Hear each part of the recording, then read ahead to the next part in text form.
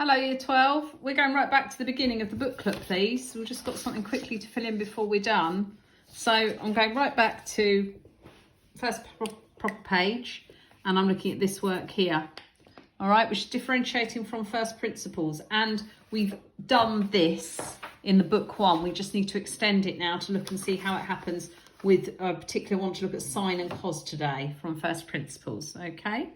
So I think I said this to you anyway, but have a little read through here. The reason I skipped this in the first place was I wasn't sure that you'd covered the work with your applied teacher, with your other teacher on small angle approximations, so I skipped it. Now, I'm not going to skip it anymore, and if you haven't already done that, then we'll just have to manage, okay? So what we've got here, we end up with needing to understand, or let's memorise for now, that the limit as h tends to 0 of sine h over h is equal to 1.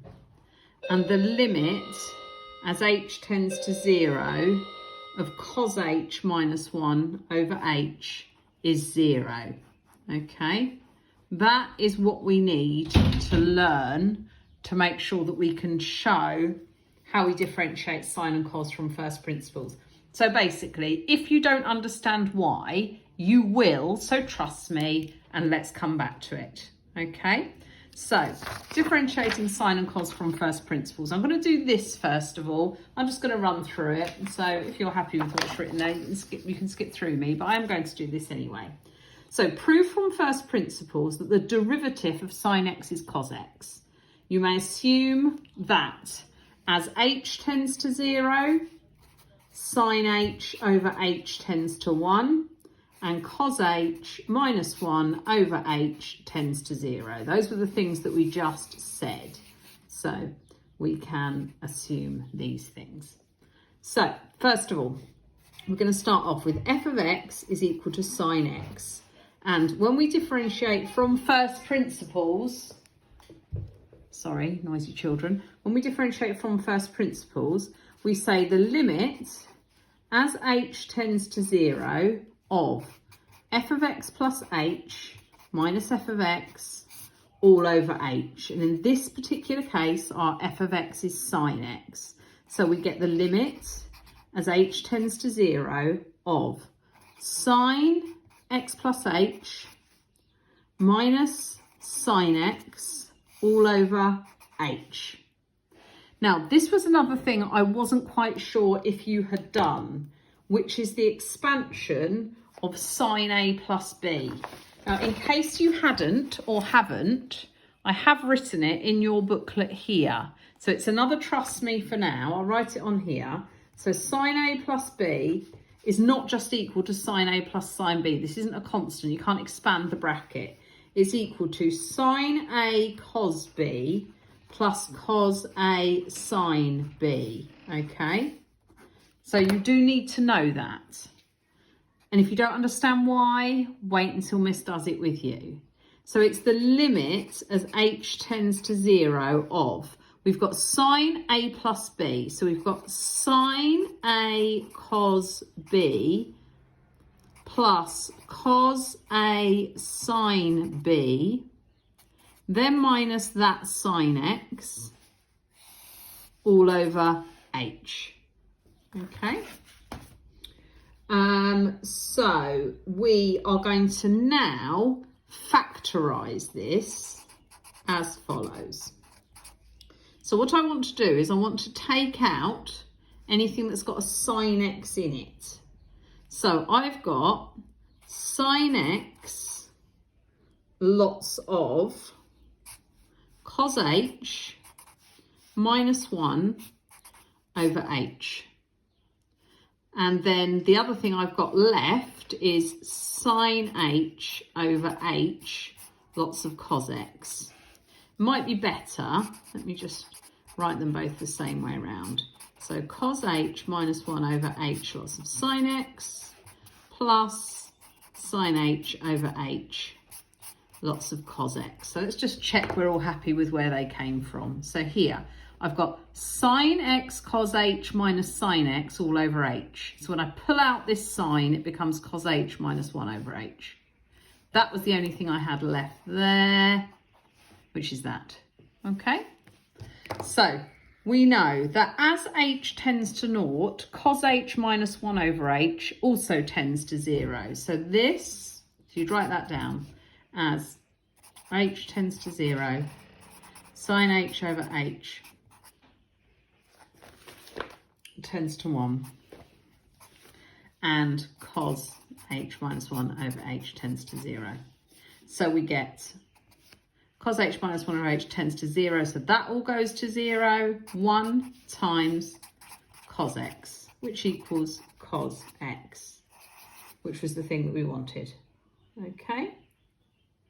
It might be a good idea to put, actually, before you do that line, so as h tends to 0, blah, blah, blah. So the limit as h tends to 0 of 0 times sine x plus 1 times cos x. Just put that line of working in, equals cos x, which is what we were trying to prove. Okay, so that's differentiating sine.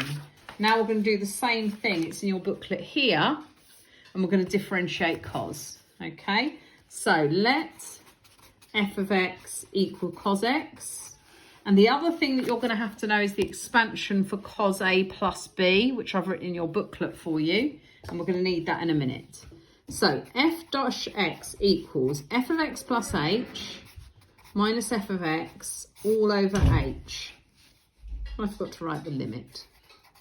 As h tends to 0, that goes in there. Okay, so it's the limit as h tends to 0 of cos x plus h minus cos x all over h.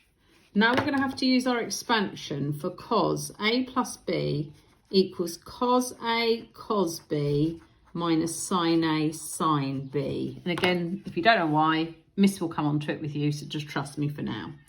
So equals the limit as h tends to 0 of cos a cos b minus sine a sine b, then minus that cos x all over h.